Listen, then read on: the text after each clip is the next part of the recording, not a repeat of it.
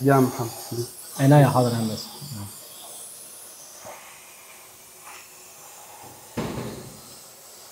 بص برضه يا محمد هنا معلش، بص دي كده، تحت امرك يا هندسة. بص دي ماشي.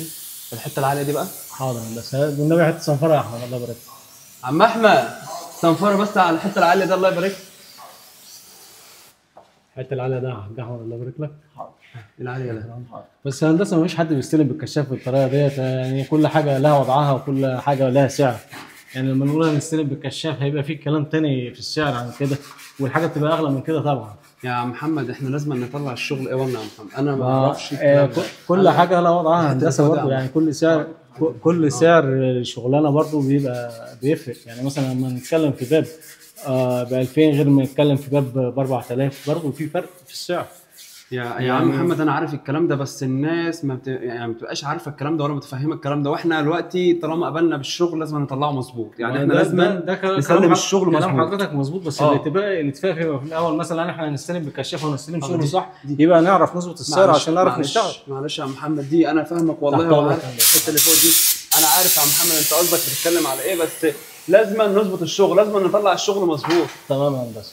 واحنا بعد كده احنا بنتعلم اللي جاي، احنا بعد كده بالنسبه لنا الحاجه اللي بقرش نديها قرشها، الحاجه اللي بقرشين بقرشين، حاجه بثلاثه بثلاثه. بالظبط يا هندسه. يعني الناس، انا كده احنا في شغلنا ما بنشتغلش الا اي 1، كده احنا ما بنشتغلش الا اي 1.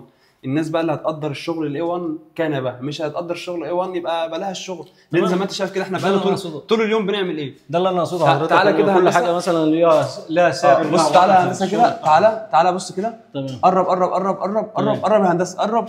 حته زي دي. تمام. شايف مش عارف هي باينه لا، قرب قرب يا هندسه، حته زي دي. بس ارجع بقى يا هندسه كده، احنا طول اليوم مع محمد بنعمل الكلام ده، ومش بتشاف بالعين اصلا، يعني مش بتشاف بالعين، والكشاف ده ما ينفعش، يعني لو جبنا كشاف اكبر ايه اللي هيحصل؟ هيطلع اكتر من الشغل.